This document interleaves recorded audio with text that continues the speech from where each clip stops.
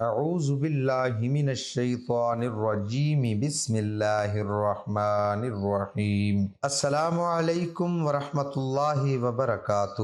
کسی علاقے میں عورتوں کی ایک نشست ہوئی۔ ان عورتوں کی تعداد 11 تھی۔ جس طرح کے عورتوں کی عادت ہوتی ہے وہ بیٹھ کر ایک دوسرے کی باتیں زیادہ دلچسپی سے کرتی ہیں، تو انہوں نے آپس میں یہ طے کیا کہ مجلس میں وہ اپنے اپنے خاوند کا صحیح حال بیان کریں۔ محترم بھائیوں اور بہنوں، ام المؤمنین سیدہ عائشہ صدیقہ رضی اللہ تعالی عنہا ایک طرف امام الانبیاء محمد مصطفیٰ صلی اللہ علیہ وآلہ وسلم کی زوجہ محترمہ ہیں، تو دوسری جانب افضل البشر بعد الانبیاء سیدنا صدیق اکبر کی لاڈلی شہزادی ہیں۔ آپ ملکہ سلطنت عفت و عصمت ہیں، جن کی عصمت اور پاک دامنی کے بارے میں خالق کائنات نے پوری سورہ نور نازل فرمائی اور بہتان باندھنے والوں کا حال بھی بیان کر دیا گیا۔ محترم بھائیوں اور بہنوں، سیدہ عائشہ صدیقہ رضی اللہ عنہا نے روایت کی ہے کہ یمن کے کسی علاقے میں عورتوں کی ایک نشست ہوئی۔ ان عورتوں کی تعداد 11 تھی۔ جس طرح کے عورتوں کی عادت ہوتی ہے وہ بیٹھ کر ایک دوسرے کی باتیں زیادہ دلچسپی سے کرتی ہیں، تو انہوں نے آپس میں یہ طے کیا کہ مجلس میں وہ اپنے اپنے خاوند کا صحیح حال بیان کریں، کوئی بات نہ چھپائے۔ انہوں نے اپنی مجلس میں اپنے اپنے خاوند کی خوبیاں، خامیاں اور عادات ذکر کی اور کمال و فصاحت و بلاغت سے اوصاف بیان کیے۔ پہلی عورت بولی، میرے خاوند کی مثال ایسی ہے جیسے دبلے اونٹ کا گوشت جو پہاڑ کی چوٹی پر رکھا ہوا ہو، نہ تو وہاں تک جانے کا راستہ صاف ہے کہ آسانی سے چڑھ کر اس کو کوئی لے آئے، اور نہ وہ گوشت ہی ایسا موٹا تازہ ہے جسے لانے کے لیے کوئی اس پہاڑ پر چڑھنے کی تکلیف گوارا کرے۔ دوسری عورت جس کا نام عمرو بنت عمر تمیمی تھا کہنے لگی، میں اپنے خاوند کا حال بیان کروں تو کہاں تک بیان کروں، اس میں اتنے عیب ہیں، میں ڈرتی ہوں کہ سب بیان نہ کر سکوں گی، اس پر بھی اگر بیان کروں تو اس کے کھلے اور چھپے سارے عیب بیان کر سکتی ہوں۔ تیسری عورت ہائی بنت کعب یمانی کہنے لگی، میرا خاوند کیا ہے، ایک لمبا ترنگا شخص ہے، اگر اس کے عیب بیان کروں تو طلاق تیار ہے، اگر خاموش رہوں تو ادھر لٹکی رہوں۔ چوتھی عورت کہنے لگی، میرا خاوند ملک تہامہ کی رات کی طرح معتدل، نہ زیادہ گرم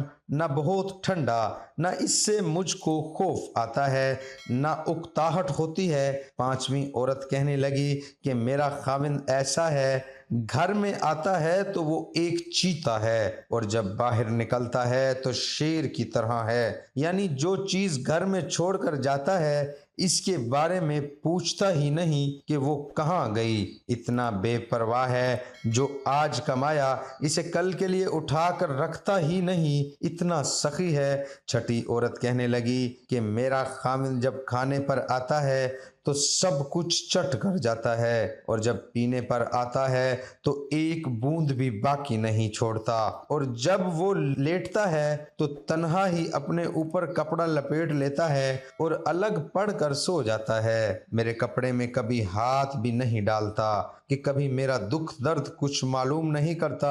ساتویں عورت میرا خاوند تو جاہل یا مست ہے، ملتے وقت اپنا سینہ میرے سینے سے اوندھا پڑ جاتا ہے، دنیا میں جتنے عیب لوگوں میں ایک ایک کر کے جمع ہیں وہ سب اس کی ذات میں جمع ہے، کم بخت سے بات کروں تو سر پھوڑ ڈالے یا میرے ہاتھ توڑ ڈالے یا دونوں کا کام کر ڈالے۔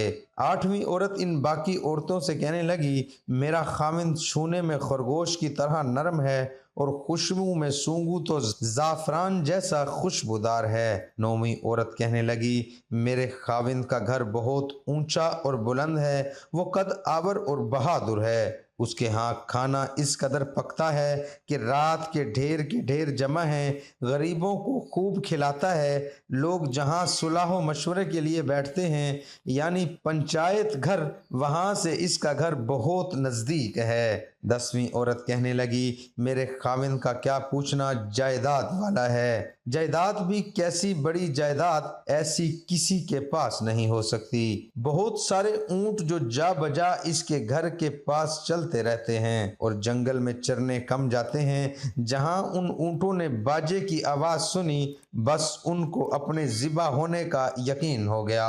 11ویں عورت کہنے لگی، میرا خاوند ابو ذرا ہے، اس کا کیا کہنا؟ اس نے میرے کانوں کو زیوروں سے بوجھل کر دیا اور میرے دونوں بازو چربی سے پھلا دیے، مجھے خوب کھلا کر موٹا کر دیا ہے کہ میں بھی اپنے آپ کو خوب موٹی سمجھنے لگی ہوں۔ شادی سے پہلے میں تھوڑی سی بھیڑ بکریوں میں تنگی سے گزر بسر کرتی تھی۔ ابو ذرا نے مجھ کو گھوڑوں، اونٹوں، کھیت کھلیان سب کا مالک بنا دیا ہے۔ اتنی جائیداد ملنے پر بھی اس کا مزاج اتنا عمدہ ہے کہ بات کہوں تو برا نہیں مانتا، مجھ کو کبھی برا نہیں کہتا۔ سوئی پڑی ہوں تو صبح تک مجھ کو کوئی نہیں جگاتا، پانی پیوں تو خوب سیراب ہو کر پی لوں۔ ابو ذرا کی ماں یعنی میری ساس تو میں اس کی کیا خوبیاں بیان کروں۔ اس کا توشہ خانہ مال و اسباب سے بھرا ہوا، اس کا گھر بہت ہی کشادہ تھا۔ ابو ذرا کا بیٹا وہ بھی کیسا اچھا، خوبصورت، نازک بدن، دبلا پتلا، ننگی تلوار کے برابر، اس کے سونے کی جگہ ایسی کم خوراک کہ بکری کے 4 ماہ کے بچے کا دست کا گوشت اس کا پیٹ بھر دے۔ ابو ذرا کی بیٹی وہ بھی سبحان اللہ، کیا کہنا، اپنے باپ کی پیاری، اپنی ماں کی پیاری، تابع فرمان، اطاعت گزار، کپڑا بھرپور پہننے والی، موٹی تازی سوکن کی جلن۔ ابو ذرا کی لونڈی، اس کی بھی کیا پوچھتے ہو، کبھی کوئی بات ہماری مشہور نہیں کرتی، گھر کا بھید ہمیشہ پوشیدہ رکھتی ہے، کھانے تک نہیں چراتی، گھر میں کوڑا کچرا نہیں چھوڑتی۔ مگر ایک دن ایسا ہوا کہ لوگ مکھن نکالنے کو دودھ مت رہے تھے، صبح ہی صبح ابو ذرا باہر گیا۔ اچانک اس نے ایک عورت دیکھی جس کے 2 بچے چیتوں کی طرح اس کی کمر کے تلے 2 اناروں سے کھیل رہے تھے۔ ابو ذرا نے مجھ کو طلاق دے کر اس عورت سے نکاح کر لیا۔ اس کے بعد میں نے ایک اور شریف سردار سے نکاح کر لیا جو گھوڑے کا اچھا سوار اور عمدہ نیزہ باز ہے۔ اس نے بھی مجھ کو بہت سے جانور دے دیے اور ہر قسم کے اسباب میں سے ایک ایک جوڑا دیا ہوا ہے، اور مجھ سے کہا کرتا ہے کہ ذرا خوب کھا پی، اپنے عزیز و اقرا کو بھی خوب کھلا پلا، تیرے لیے عام اجازت ہے، مگر یہ سب کچھ جو بھی ہے میں نے تجھ کو دیا ہوا ہے، اگر اکٹھا کروں تو تیرے پہلے خاوند ابو ذرا نے جو تجھ کو دیا تھا اس میں اس کے ایک چھوٹے برتن کو بھی نہیں پہنچتا۔ ام المؤمنین سیدہ عائشہ فرماتی ہیں، رسول اللہ صلی اللہ علیہ وآلہ وسلم نے فرمایا، میں تمہارے لیے ابو ذرا کی طرح ہوں جس طرح وہ ام ذرا کے لیے تھا۔ محترم بھائیوں اور بہنوں، امید کرتے ہیں کہ ہماری آج کی یہ ویڈیو آپ کو ضرور پسند آئی ہوگی۔ تمام دوستوں سے گزارش ہے کہ ویڈیو کو لائک اور شیئر کریں۔ دعا ہے کہ اللہ تعالیٰ میرا سنانا، آپ کا سننا اپنی بارگاہ میں قبول اور منظور فرمائے۔ آمین ثم آمین۔